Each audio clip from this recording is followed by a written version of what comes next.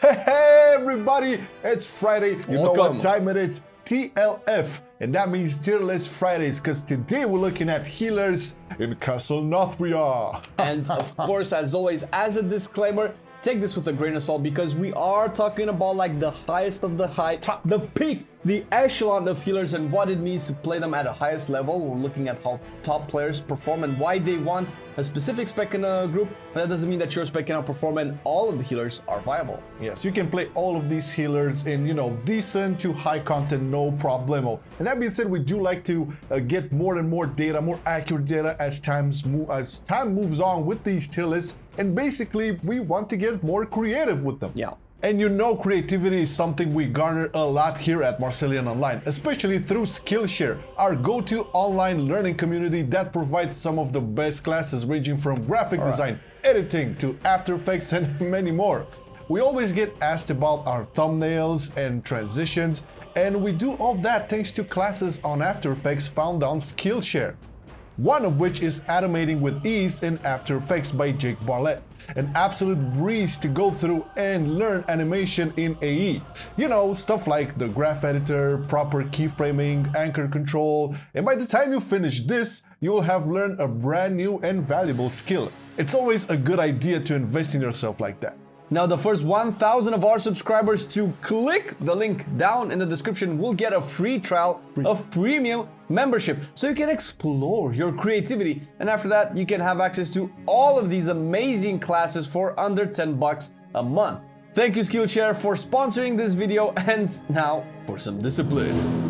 Disciplined priest. There's no surprise at this point. Like, this priest takes the cake. In all categories basically. Because we talked a little bit with some of like the mythic players, people who have this priest in their group, people who played this priest, and basically at this point within the raid, this priest kind of ticks all the boxes. Yeah, that's the thing. See, because there are a couple of things that you want to prepare for as a raid group when you go and you tackle a boss mechanic.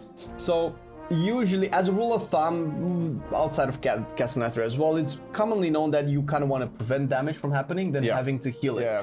So obviously things that prevent damage are good. So stuff like Devotion from Holy Paladin, which we'll get to in a second. But most of all, absorbs, which Discipline Priest has gotten a lot of love for with Spiritual. And Spiritual is actually pretty powerful.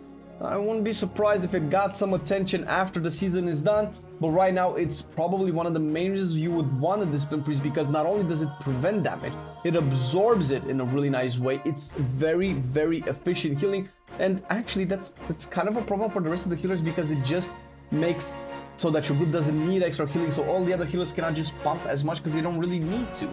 Yeah, that's the thing with this priest. On top of this priest providing a very substantial value to the damage of the whole group, you also have things like Rapture, things like Dome, which also are used to prevent damage, pain suppression, of course, yes. Power infusion for some of those mages, or DKs. Holy DKs. So it's very. Playing a Disc Priest isn't that easy to begin with. We can say like this: you can get into any healer spec at this point in WoW. It's easy to get into, but kind of difficult to master. And this priest is one of, I think, on the top echelon of mastering it properly can make or break a group. And this goes directly into correlation with Spiritual. A proper Spiritual, right, can basically nullify a big damage intake, right? Yeah, although this kind of applies to all healers, it doubly applies to Discipline Priest, because you need to know the kind of damage that is going to happen. You need a little bit of prep work. Yeah. Other healers have prep work as well, but with Discipline to have full advantage of the Spiritual, you don't want to waste it. So you need to know, it's like, okay, my group is going to be hit by like, 70% of their HP. Let's pump. So yeah. Yeah, that's the thing. So where do you think with this I think what is the shocker here? The difference between this priest and everybody else is very clear, and it's a solid S tier. Solid S tier for sure. You can look at the popularity of it. You can look at the logs and everything. It's there.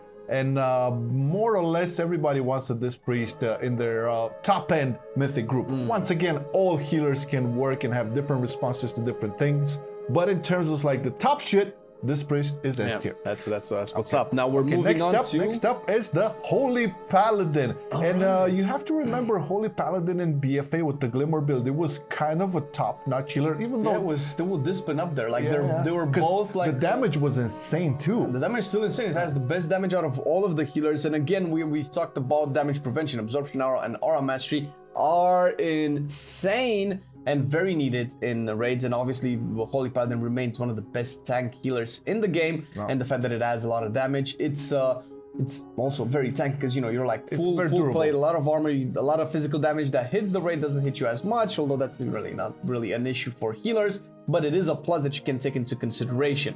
And obviously, sacrifice, bop, you can help all of your raid members with dealing with different types of mechanics, with all of the expertise that you have. It's just really, really, really good.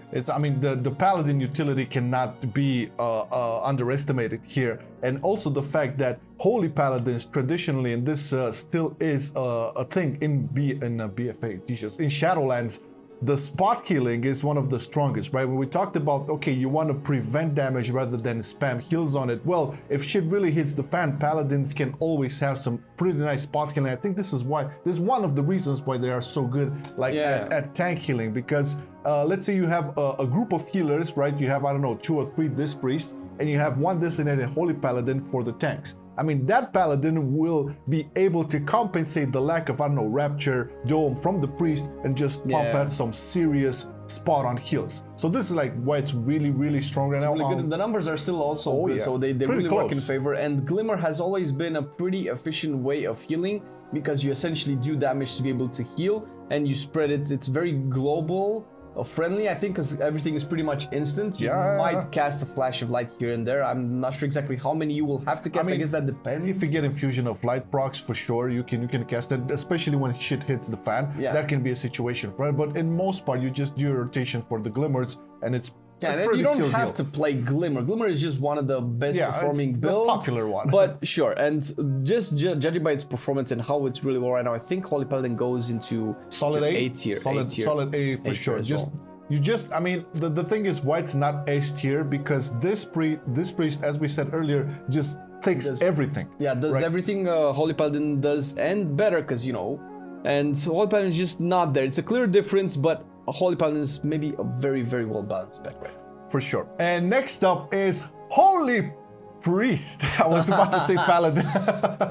Holy Priest, the classic, the new, most, I wouldn't say simple, but most framed healer for an RPG, because it's basically it's very cookie cutter. It's what you would expect from a healer to be. Is like, oh, that person lost HP, let's cast this, but he's fully healed. There's also a lot of instant stuff too for Holy Priest in Shadowlands. Let's give it justice. But in terms of healing into a raid, the biggest problem of Holy Priest, I feel, is that you have discipline. You're right, because the toolkit is nice and you can do a lot of things with it, but you have to compete with the discipline spec, and this is always a problem. It's probably DPS and tanks and everything. Yeah, that definitely affects the popularity of the spec and the overall ranking, because a lot of the better priests are probably going to play discipline, since discipline performs a little bit better. The thing with Holy is that it has the numbers. God damn it, does it have the numbers? But then again, we come back to our original point, is where, okay, if you could prevent the damage, you'd rather prevent it. But if you have to heal it, then Holy Priest takes the cake with the mastery pumping hard as balls, man, and with all the AoE heals and Holy Word. Salvation is the coolest healing spec in the game. Like seeing everything looks amazing. It's pretty cool. So if you want to play Holy, you're pretty good. And a very important thing to mention is that it's one of the best, if not the best, healers on Sun King, man.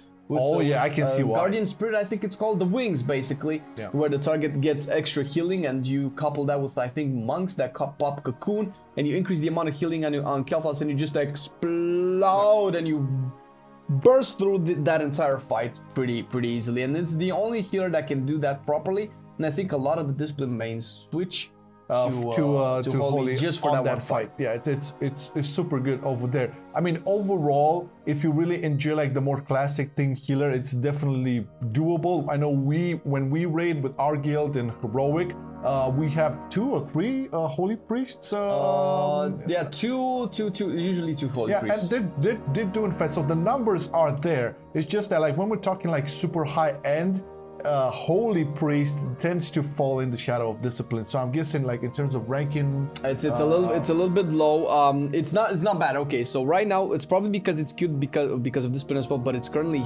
we would put it at C tier. It's not D. Usually we save D for specs that are okay. They really need a buff. You're gonna have a hard time.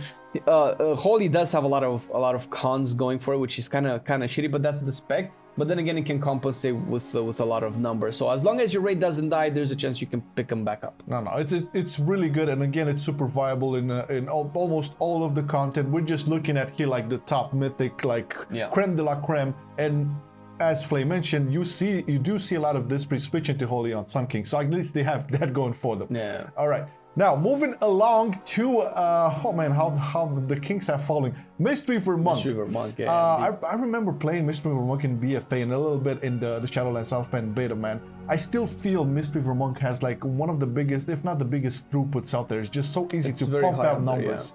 But mitigation-wise, that's not that thing. Much. That's like a big weakness for monks. That's the thing with monks, because they're not necessarily a bad healer, it's just that their kit doesn't really match the Nathria, the bosses right now. Shit. So it's not necessarily that Mistweaver needs a buff, it's just that the mechanics don't really favor its kit, because obviously Cocoon is really good and you're always going to be valued for Cocoon.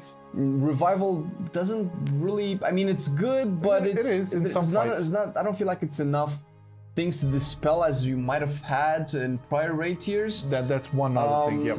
I did see a lot of people play Fist Weaving as well, so that might be a plus where you add some versatility, because it can do a little bit of damage, and Fist Weaving is usually one of the mana gentle healing playstyles where you don't just burst through all of your mana really quick. Yeah, it's much more efficient in that way. So and it adds value to the damage table as well. Plus the Mystic Touch, of course. You can find useful, useful stuff like the ring, which, I mean, we can talk about the monk utility overall, but it's pretty rare that these groups do not have a Windwalker that will Mystic Touch might not be why you would get a Mistweaver at this point. But we did talk about, absorbing and preventing damage, but then you have to kind of heal it back. If you do have a Mistweaver, you can really do that really well with the Mistweaver. Obviously, spreading renews everywhere and having that cleave on Vivify is really nice. So Mistweaver, as opposed to Holy Priest, does have a little bit more utility. You still have the ring for ads, you have the end caps and all of that stuff, which is the Mystic really Touch good. as well for melees. And also even in terms of like popularity within like the mythic groups, it's still above Holy Priest in that regard, and I can see Mistweaver Monk being a really good addition to like an already set up group of healers. Like, I don't know, 2 Discipline Priests, 1 Holy Paladin. You throw a Mistweaver Monk into the mix, it can really pan out like a complete picture. Yeah, and so we cannot really forget about the mobility, which is definitely useful for a healer, because the least amount of time you spend in danger, you can spend more in healing. So that's also a plus. And this is why I think we should put Mistweaver in B tier. It's not Holy Paladin material, but it's a notch above Priest. I agree. We can keep it into a B tier for now. We'll see how things move along. I don't know, in future tiers or whatever, or maybe on next month. We'll see. Yeah. Okay, next up, Restoration Druid, and this is a healer. I have to say, I've almost fell in love with, just because it reminds me a lot of on Discipline, just in terms of like setting up and being, knowing when shit hits the fan and prepping for that stuff. I've never played a hot specific healer, and it's really interesting because you really do have to learn how to trust your hots. That was about to say, man, because with this, so there's similarities and differences between Resto Druid and Discipline. The mentality is almost similar. You have to prepare for stuff that's happening, except that with the Druid, you actually resolve it after it happened. Because, for instance, Wild Growth does a lot of healing on its first sticks and then kind of decays a little bit. So that's maybe one of the strongest AoE heal that you have. Obviously, you can spread it with like Trank and Flourish and everything. That's just amazing. Oh yes. But yeah, because you put the hots on the target doesn't necessarily get healed necessarily. So you tend to like, oh my god, that target still needs healing, and you might tend to like spam over regrowths, and then the target is full HP with like a couple of hots, and it's like you kind of have to understand how much you'll be able to heal with just a couple of hots. Yeah, it's the same thing, because you mentioned the parallel into this priest. The similarity is onto this priest, you really have to trust your damage healing the party, because if you're coming from a place of a Resto Shaman or a Holy Paladin or a Mistweaver Monk, you're kind of used to this style of, okay, I'm pressing 2 buttons, I'm getting everybody back up. While with Disc and Resto Druid specifically, you have to trust the mechanic on this priest. Okay, you have everybody attuned up, and there's, I don't know, dots everywhere, and do damage, and trust that damage will transfer onto healing through attunement. Same thing with the Resto Druid. You have everybody dotted up. Now you have to just maintain everybody, right? And not start spamming regrowths like crazy, because that's what I did in my first couple of minutes, because I panicked, right? But we have to remember, Resto Druids are super valuable, especially, you know, in raids due to Convoke. Now, Convoke can be used for some serious damage, burst damage with Heart of the Wild and, you know, Boomkin form. And also it can be used as a super reliable healing cooldown. So let's just say, I don't know, there's some weird mechanic that your Disc Priest died or your Holy Paladin died or whatever. You're the Druid who you don't necessarily react to oh shit moments, right? You just maintain everybody up. Well, Convoke can like almost 100% top everybody up, because we did talk in the past about Resto Druids. They don't have oh shit buttons, but actually they kind of do with Tranquility. Well, that's used a channel properly. though, so that's if you get the full effect out, then that's pretty good. It's because good. And also Convoke. There's 2 things. I've never really seen Convoke. I never really thought of Convoke. I always thought it's like, oh my god, Convoke just gives you a 2-minute damage window. You can just pop and boom, can do a little bit of damage. Obviously, it's not a little bit. Convoke. But then again, it does give you the versatility of, okay, does my raid need damage or does my raid need healing? You can just alternate and have a little bit of versatility. And to the point that we said about Mistweaver, if you prevent a lot of damage from hitting, or you prevent people from dying with like a Discipline Priest or Holy Paladin or stuff like that, they still need to be healed up. You can just have a Resto Druid with pods up all over, and the healers can just resume doing their own thing without trying to sink too much mana in it. Definitely. So it does really work out. As long as your targets don't die in 3 to 4 seconds, you can probably save anybody in the raid. Yeah, and there's also the Druid utility here. We're talking about, you know, if you spec into book, you know, the Typhoon, Ursol's Vortex. There's also the Innervate. You know, the stuns, the roots, Stampeding Roar. So good in raids. Yeah, especially on Castle Nathria, because I know as a feral, I pop it like right before we get into the 70% mark just to save people up. If you have Resto Druid, they can take care of that as well. So it's really good. Again, really playable and really good performing in all types of content, like, you know, through medium and to high content. But in terms of like the top echelon, Resto Druid is kind of in the middle pack. The B tier still, it's after Mistweaver. I don't know if it's better or worse than Mistweaver. They're very, very close together. And if you look at the logs right now, this is like a general log. Just looking at everybody in Mythic healing right now, they're very close. It's hard to say, like 1 week Resto could be on top, 1 week Mistweaver. So just think a B tier. They kind of do similar things. I would say I would like Iron Bark more than Cocoon though, but you know, it's a matter of preference. They can be useful in a lot of situations. All right, we're getting to our final spec, the Resto Shaman, the healer, the one that turned heads. The Resto Shaman did turn heads. And well deserved, by the way. Well deserved. Yes, it was about time, because for a long time, Resto Shaman was just a cooldown bot. In BFA, for a good amount of BFA, you would probably pick Resto Shaman just for Spirit Link or just for 1 or 2 cooldowns, and then you just make it do damage, because the healing was like, eh. It's still, it's a little bit better in single target healing, I feel, than it was in BFA, but it's still not there. It's not a Holy Paladin, but that's not why you want a Resto Shaman. Resto Shaman, Spirit Link is amazing. So there are mechanics in raids where you cannot heal people. Hungering Devourer comes to mind.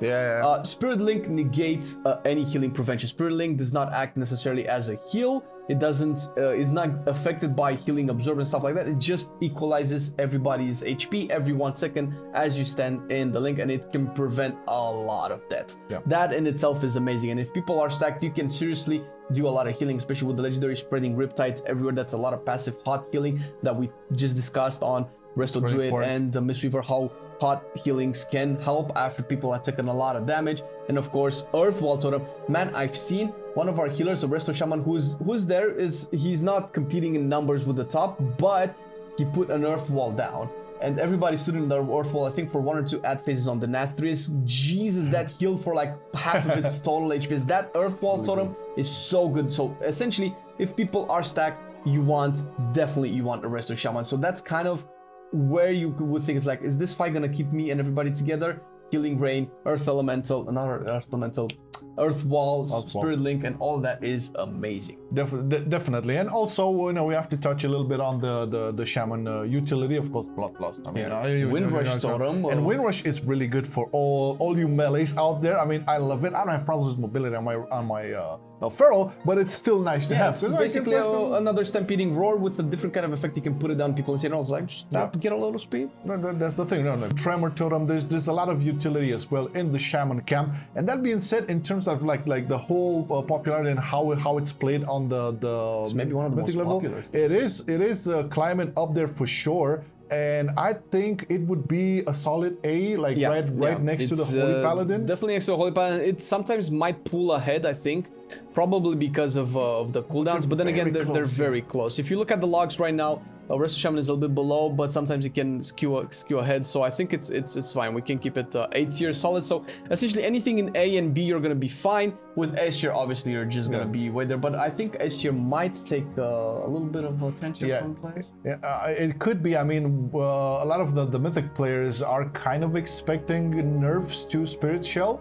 So that's something to look out for. I don't know if there's any patch notes on this just yet. But if this happens, then we'll definitely see a change into the meta. I'm really curious to see it next month when we're going to touch again healers and raids, how it's going to look. Yeah, but see the differences. So far, so good. No surprise as this priest is still an S tier. Then we have Holy Paladin, Resto Shaman in A tier, Mistweaver Monk and Resto Druid in B tier, and lastly, Holy Priest in the C tier. That being said, all of these healers are viable to play in Heroic and Mythic, no problemo. We're looking at these rankings more based on the top like 95%. If you want to be competitive, you want to get that Hall of Fame achievement before everybody else, be like the top 100 guilds to kill the Nathrias before that Hall of Fame ends, then you might want to be something like S or A tier. But anything else, if you're just focusing on yourself on being a better player, you can play anything and pump serious numbers. We've killed Heroic Nathrias with Holy Priest, no problem. Yeah, that's the thing. Take it with a grain of salt. As always, we gather all of this data and talk to like all of the possible people or more or less authorities in their field, and this is what we get. So that being said, we'd like to thank all of our dear Patreons for supporting this type of content, plus the 2 class guides per week that we do, plus the MoCast podcast as well. And another, we cannot say yet, but we have some very cool things coming really soon. Depending on when you watch this video, let's just say a Blitz gonna be coming. Yeah, Blitz gonna be coming, all right? Blitz gonna be coming. That being said, thank you all for watching. Have a great weekend ahead. Peace. Bye-bye. I've been loving it then, I still love it now. Still, I play WoW. Still, I play WoW. Getting better every day, let me show you how. Cause still, I play WoW. Still, I play WoW. It's getting harder to stay, but at the end of the day, it's a guilty pleasure, so just log in and play. Whether it's classic or retail, I'ma do a /bow. Still, I play WoW.